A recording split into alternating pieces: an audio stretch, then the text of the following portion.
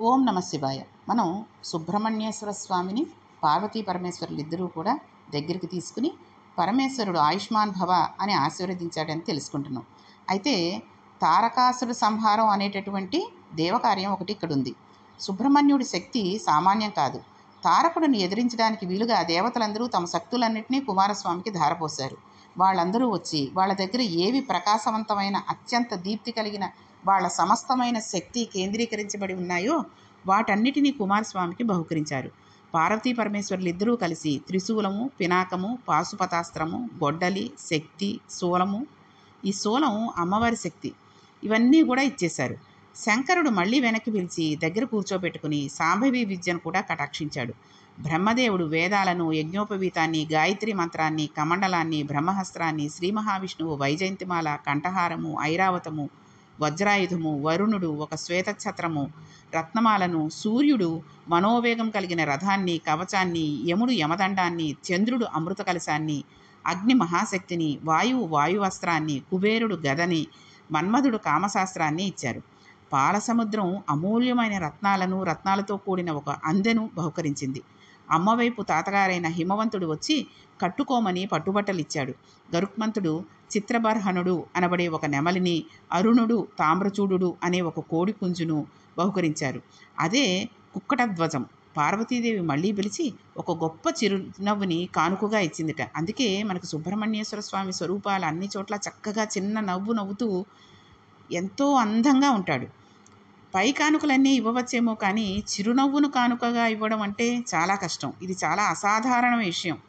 దానికే కాకుండా ఐశ్వర్యాన్ని, చిరంజీవత్వాన్ని ఇచ్చింది ఆవిడ. చిరునవ్వును కానుకగా ఇవ్వడం అనేది చాలా కష్టం. అంటే ఇక్కడ ఏంటో తెలుసా అండి, మనం చూడండి ఇళ్లలో చాలామందిని చూస్తూ ఉంటాం.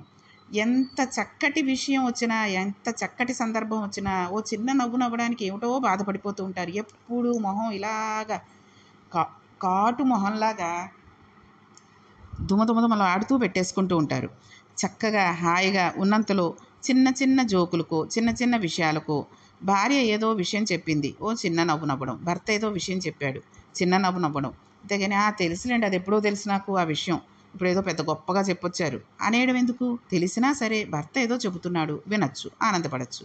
అలాగే భార్య చెబుతున్న మీ పుట్టింటి వాళ్ళ విషయాలన్నీ అలాగే ఉంటాయి. అంత వెటకారంగా మాట్లాడేసేస్తూ ఉండేటటువంటి వాళ్ళు కూడా ఉంటూ ఉంటారు. కాబట్టి పిల్లలకి కూడా చూడండి, మొహాలు ఏదైనా చిన్న పిల్లల దగ్గర నుంచి ఇప్పుడు ఏమైపోతుందంటే వాళ్ళు ఆడుకునే వస్తువులో, లేకపోతే వాళ్ళు కావాలనుకున్న వస్తువులో, వాళ్ళు వేసుకోవాలనుకున్న వస్తువులో, డ్రెస్సులో వాళ్ళకి ఇష్టమైనవి వేస్తేనే వాళ్ళు బాగుంటున్నారు. లేదు, ఇలా కాదమ్మా ఇది వేసుకో, రేపు వేసుకుంది కానీ ఈ డ్రెస్సు అను, లేకపోతే రేపు కొంటానమ్మా, నువ్వు పరీక్షలో బాగా మార్కులు తెచ్చుకుంటే కొంటాను ఆ బొమ్మను అన్నాం అనుకోండి, కోపం తెచ్చేసుకుని మొహం అలా పెట్టేసుకుని ఎక్కడికో వెళ్ళిపోయి కూర్చుని ఇంకా ప్రతి మాటకి విసిగేసుకుంటూ ఉండడం ఒకటి నేర్చేసుకుంటున్నారు. ఇది మనం తప్పు అని చిన్నతనం నుంచి చెప్పాలి. ఎప్పుడూ నవ్వుతూ ఎక్కడికైనా వెళ్ళినప్పుడు మొహాలు మార్చేసుకుని ఆ సెల్ ఫోన్లు పట్టుకుని ఒక కుర్చీలో కూర్చుని చూసుకుంటూ ఉంటారు.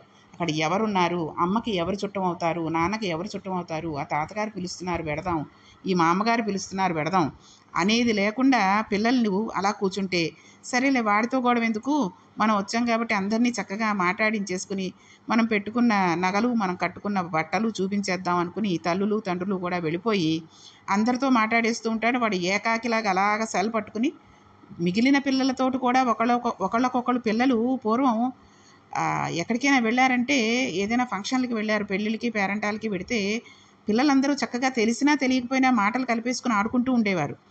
ఇప్పుడు అలా ఉండట్లేదు. ఎవరి సెల్ ఫోన్లు వాళ్ళు పట్టేసుకుని తల్లిదండ్రులను అడిగేసి వాళ్ళకి ఫోన్లు వచ్చినా కూడా సైలెంట్లో పెట్టేసి వీళ్ళే ఆడేసుకుంటున్నారు. కాబట్టి పిల్లలకి మనం ఇది తప్పు అని చిన్నప్పటి నుంచి చెప్పాలి.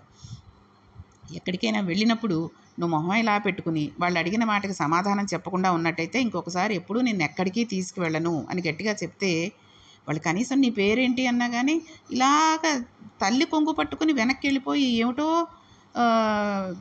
గుంజుకుపోతూ ఉంటారు. కాబట్టి ఇటువంటివన్నీ కూడా చక్కగా చెప్పి ఎప్పుడూ చిన్న నవ్వు నవ్వుతూ చక్కగా ఉండాలి, కోపం తెచ్చుకోకూడదు అనే విషయాన్ని కూడా మనం పిల్లలకి చెప్పాలి అనేటటువంటి విషయం శివమహాపురాణంలో అమ్మవారు చెప్తున్నారు మనకి. కాబట్టి అమ్మవారు ఒక్క చిరునవ్వే కాకుండా ఆయనకి ఐశ్వర్యాన్ని, చిరంజీవి తత్వాన్ని కూడా ఇచ్చేసింది. లక్ష్మీదేవి సంపదను, కంఠహారాన్ని ఇచ్చింది. సావిత్రీదేవి సకల విద్యలను ఆయనకి ఇచ్చారు. ఇప్పుడు దేవేంద్రుడితో దేవతలతో కలిసి ఆయన తారకాసుర సంహారానికి బయలుదేరాడు. దేవ సైన్యంతో కూడి వెళ్ళినవాడై దేవసేనానిగా తారక సంహారం చేస్తున్నాడు. లోకాలన్నీ ఎంతగానో మురిసిపోతున్నాయి. యుద్ధానంతరము సుబ్రహ్మణ్యుడు సంతోషంగా తిరిగి కైలాస పర్వతం చేరుకున్నాడు. అయితే చిత్రం ఏమిటంటే పరమశివుడికి జ్యోతిర్లింగాలు ఉన్నాయి. ఒక్కొక్క చోట ఆయన ఒక్కొక్క జ్యోతిర్లింగంగా వెళ్లడంలో ఆయన ఒక్కొక్కసారి ఒక్కొక్క రకమైన కారుణ్యం అనే విభూతిని వెదజల్లుతాడు. కానీ సుబ్రహ్మణ్యుడి జీవితంలో మనం వేరు చేసి చూపించలేని విధంగా షణ్ముఖుడై ఉన్న సుబ్రహ్మణ్యేశ్వర స్వామికి ద్రవిడ దేశమునందు అంటే తమిళనాడు 6 క్షేత్రాలతో ఆయన జీవితానికి ఒక గమ్మత్తైన సంబంధం ఉంది. ఒక్కొక్క చోట ఆయన ఒక్కొక్కలా ఉన్నాడు. ఒక్కొక్క చోట జరిగిన విశేషం శబ్దస్వరూపంతో ఆనాటి నుండి ఈనాటి వరకు ఏనాటి వరకు కాపాడుతూ మనందరికీ రక్ష ఇవ్వగలిగితే ఆ రక్ష ఇవ్వగలిగిన స్తోత్రాలే బయటకు వచ్చాయి. అలాంటి 6 క్షేత్రాలలో శ్రీ సుబ్రహ్మణ్యేశ్వర స్వామి ఆలయం మొదటిది తిరుప్పకుండ్రం. ఇది మధురైకి దగ్గరలో ఉంది. ఇది మీరు వింటున్నప్పుడు ఒక కాగితం మీద రాసేసుకోండి. సుబ్రహ్మణ్య క్షేత్రాలు తమిళనాడులో అని చెప్పుకుని తిరుప్పకుండ్రం మధురై దగ్గరలో ఉంది. దాని గురించి కొంచెం, ఇది దేవసేన అనబడే ఇంద్రుని కుమార్తెను సుబ్రహ్మణ్యునికి ఇచ్చి వివాహం చేసిన స్థలం. కాబట్టి దేవసేనను అంత తేలికగా ఇంద్రుడేమీ ఇచ్చేయలేదు. అసలు ఇది జరగడం వెనక ఒక విచిత్రం ఉంది. అసలు ఆ దేవసేన ఇంద్రుని కుమార్తె కూడా కాదు.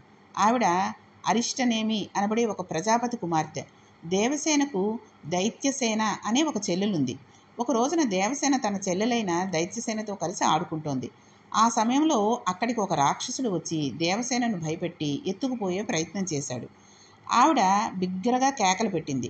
ఆ సమయంలో ఇంద్రుడు ఐరావతం మీద వెడుతున్నాడు. ఆయన వెంటనే తన వజ్రాయుధంతో ఆ రాక్షసుని సంహరించి, అరిష్టనేమి కుమార్తె అయిన ఈ దేవసేనని నా కుమార్తెగా ఇవాల్టి నుంచి పెంచుకుంటాను, దైత్యసేనని నీ దగ్గర ఉంచుకో, దేవసేన నా దగ్గర పెరుగుతుంది అని అరిష్టనేమికి చెప్పి ఆమెను తీసుకువెళ్ళి పెంచాడు. కన్న ప్రేమ కన్నా పెంచిన ప్రేమ గొప్పది కదండి. అందుచేతనే దేవసేన ఇంద్రుని కుమార్తెగానే పిలబడుతుంది. ఈ పిల్ల పెరిగి పెద్దదవుతుంటే ఇంద్రునికి ఒక ఆలోచన కలిగింది. ఈ పిల్లను నేను అల్లారు ముద్దుగా పెంచాను. ఈ పిల్లను ఎటువంటి వాడికి ఇవ్వాలి? ఈమె ఒకనాడు ఆపదలో ఉండగా నేను వెళ్ళి రక్షించి తీసుకువచ్చాను. అందరి కళ్ళు ఈ దేవసేన మీదనే ఉన్నాయి. కాబట్టి ఈ దేవసేనను దక్కించుకోగలిగిన వాడు పరాక్రమంతో పాటు కారుణ్యము అపారముగా కలిగిన వాడే ఉండాలి. అటువంటి వాడు ఎక్కడ దొరుకుతాడు అని ఆయన చూస్తున్నాడు. సమయంలో ఒక ఆశ్చర్యకరమైన సంఘటన జరిగింది. తారకాసురుడి తమ్ముడు ఒకడున్నాడు. వాడి పేరు శూరపద్ముడు. ఇతడు 100 లోకాలను పరిపాలన చేశాడు. తారకాసుర సంహారం జరిగిన తర్వాత ఈ శూరపద్ముని సంహారం కూడా జరగవలసి వచ్చింది. అప్పటి వరకు సంహరించగలిగిన వీరుడు లోకంలో లేడనుకుంటున్న తరుణంలో కుమారస్వామి వెళ్ళి శూరపద్ముని సంహరిస్తే దేవేంద్రుడికి ఆశ పుట్టింది. తన కుమార్తెకు అలాంటి వాడినిచ్చి వివాహం చెయ్యాలి అనుకున్నాడు. వెళ్ళి కుమారస్వామిని వేడుకుని దేవసేననిచ్చి వివాహం చేసిన స్థలాన్ని తిరుప్పరంకుండ్రం అని పిలుస్తారు. ఇక్కడ ఒక చమత్కారం ఉంది. తిరుప్పరకుండ్రంలో ఒక విషయం చెబుతారు. అక్కడ కొన్ని ప్రత్యేకమైన తిథులయందు ఎవరైనా భార్యతో, బిడ్డలతో, స్నేహితులతో కలిసి వెళ్ళి సుబ్రహ్మణ్యేశ్వర స్వామి వారి దర్శనం చేసుకుని పిదప పరుసు తీసి ఒక 5 రూపాయలో, 10 రూపాయలో, 20 రూపాయలో తన శక్తి కొలిది భార్యకి, బిడ్డలకి, స్నేహితులకి బహుమానం ఇస్తే ఎన్ని కోట్ల జన్మలకి కూడా ఎంతమందికైనా బహుమానాలు ఇయ్యగలిగినంత సంపత్తిని పొందుతాడట. కాబట్టి తిరుప్పరకుండ్రం అదొక చిత్రమైన క్షేత్రం. కాబట్టి తిరుప్పరకుండ్రం వెళ్ళిన వాళ్ళు తప్పకుండా ఎవరితో కలిసి వెడుతున్నారో వాళ్ళకి కొంత డబ్బును అక్కడే ఇవ్వండి.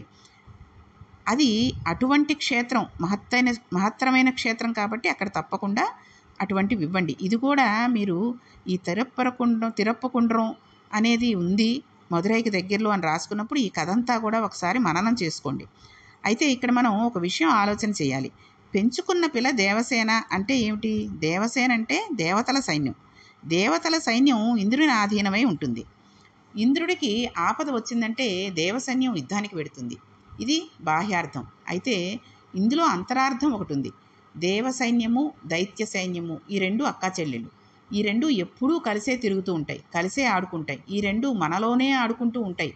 దేవసైన్యం అంటే మంచి గుణాలు, దైత్య సైన్యం అంటే చెడ్డ గుణాలు. ఎవ్వరూ కూడా లేచిన దగ్గర నుండి మళ్ళీ నిద్రపోయే వరకు తప్పు పనులే చేస్తూ ఉండరు. పూర్తి చెడు కానీ పూర్తి మంచి కానీ ఎవరి యందు ఉండవు.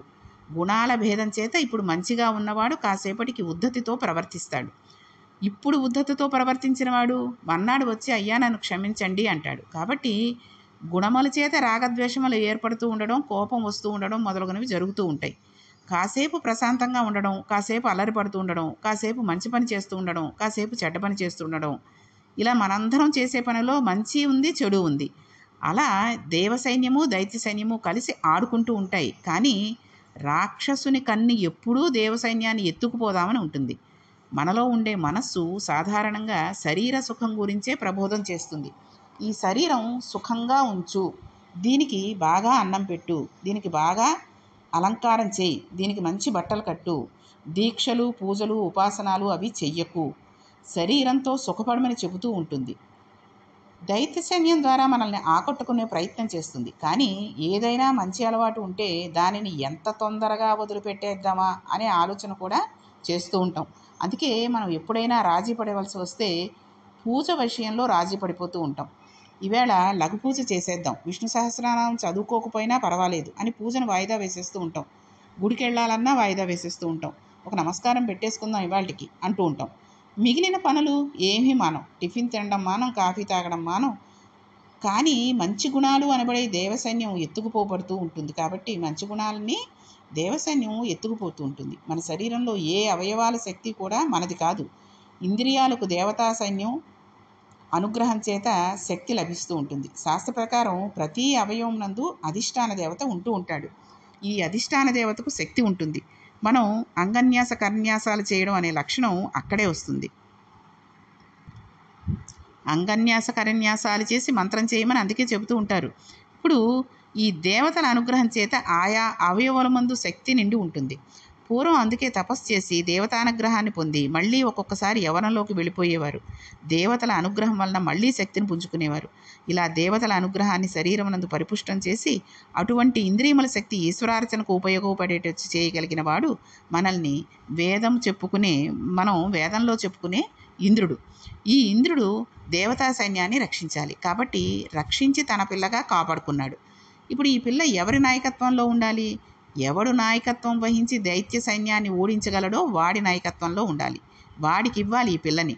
కాబట్టి ఇప్పుడు ఆయనకి 2 గుణాలు ఉండాలి.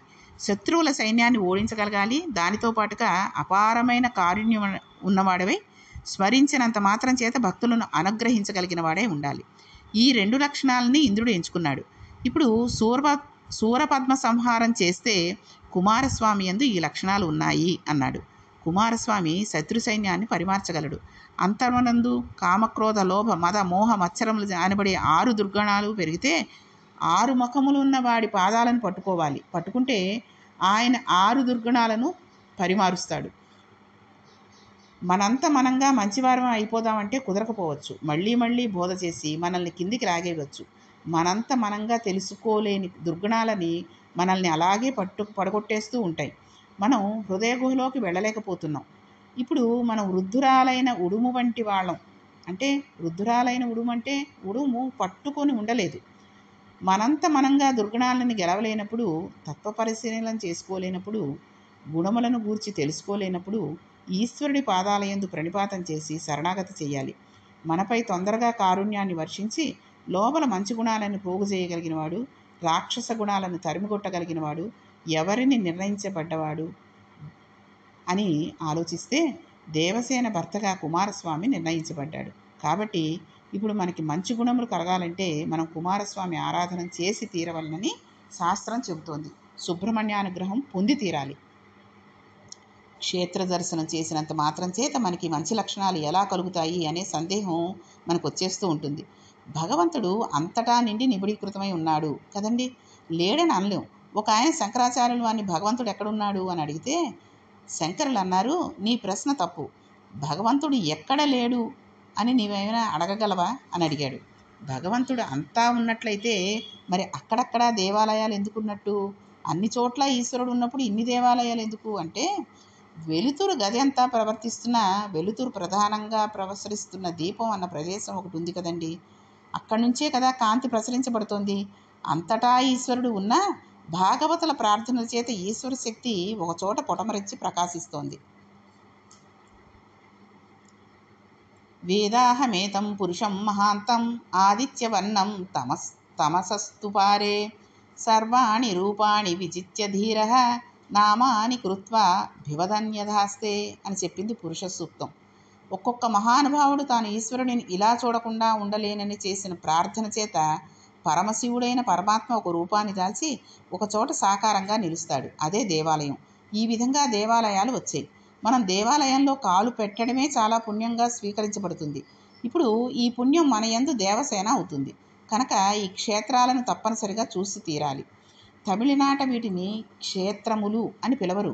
వాటిని షణ్ముఖుని ఆరుముఖాలు అని అంటుంటారు. షణ్ముఖుని ఆరుముఖాలు చూసారా అని అడుగుతారు. ఆరుముఖాలు చూడడం అంటే ఈ 6 క్షేత్రాలని చూసారా అని అడగడం. ఈ 6 క్షేత్రాలలో మనం ఒక్కొక్క క్షేత్రానికి వెళ్ళినప్పుడు మన యందు బలమైన అసురీ గుణం ఉన్నదో దాని ముందు ఈశ్వరుడు తీసేస్తాడు. కామానికి ఒక క్షేత్రం, క్రోధానికి ఒక క్షేత్రం అని ఉండదు. పశుపతి నాయర్ అనే ఆయన దేవాలయాలను నిర్మించేవాడు. ఆయనకు విపరీతమైన కోపం. ఈ కోపాన్ని తాను గెలవలేనా అని అడిగాడు. అడిగితే తమిళనాట ఒక ప్రత్యేకమైన ప్రదేశం ఉందండి, అక్కడ మనం ఒక శివాలయాన్ని పునర్నిర్మాణం చేయండి అని చెప్పారు. ఆయన అక్కడ దేవాలయాన్ని పునర్నిర్మాణం చేసి రథోత్సవాన్ని చేస్తూ రథాన్ని లాగుతున్నాడు. అలా లాగుతూ ఉంటే రథం ఒక చోటకి వెళ్ళిన తర్వాత ఆగిపోయింది. అప్పుడు అక్కడికి చేరిన వారిలో ఒక ఆయన, కొత్తగా రథోత్సవాన్ని మొదలుపెట్టాం కదా, ఇక్కడ బలి ఇవ్వలేదు, ఇక్కడ బలి ఇవ్వాలి అన్నారు. అప్పుడు పశుపతి నాయరు, ఎవరిని బలి ఇవ్వను? ఈశ్వరుడు అంతటా ఉన్నాడు, ఈశ్వరుడు బలి ఎందుకు అడుగుతాడు? కాబట్టి బలి కాదు, మనందరం కలిసి ఈశ్వరనామం చెబుతూ తోద్దాం.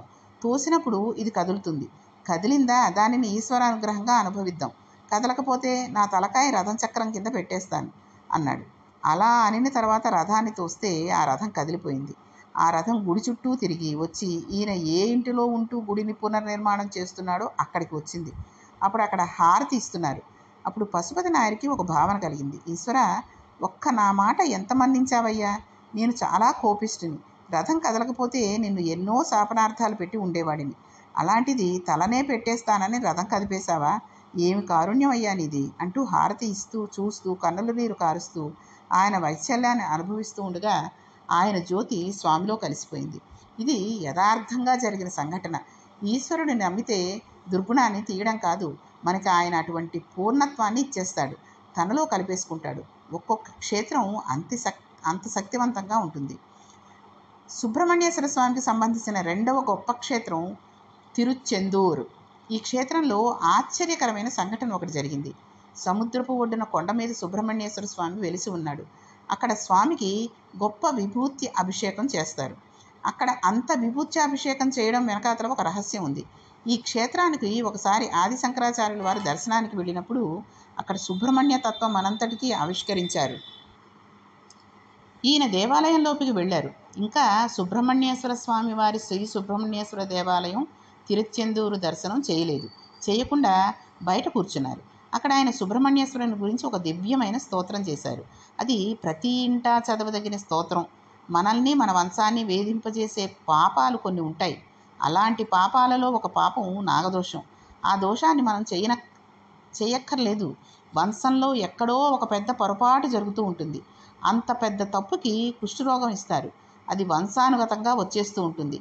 అటువంటి వంశంలో వారికి పిల్లనివ్వడానికి కూడా భయపడుతూ ఉంటారు. ఒక్కొక్కరింట్లో మూర్ఛ వ్యాధి ఉంటుంది. ఆ మూర్ఛ వంశానుగతంగా వచ్చేస్తూ ఉంటుంది. కొంతమందికి బిడ్డలు కలరు, ఒక్కొక్కరికి బిడ్డలు కలుగుతారని, కానీ తల్లిదండ్రుల ముందే ఆ బిడ్డలు వెళ్ళిపోతూ ఉంటారు. కొంతమందికి అంగవైకల్యంతో ఉన్న పిల్లలు కలుగుతారు. ఇలాంటి వాటికి ఆ పైన వంశంలో ఎక్కడో దోషం ఉండి ఉంటుంది. దానిని ఆ వంశంలో పుట్టినందుకు ఈ పిల్లలు అనుభవించవలసి ఉంటుంది. కాబట్టి ఇప్పుడు ఈ పాపం క్షయం కావాలి.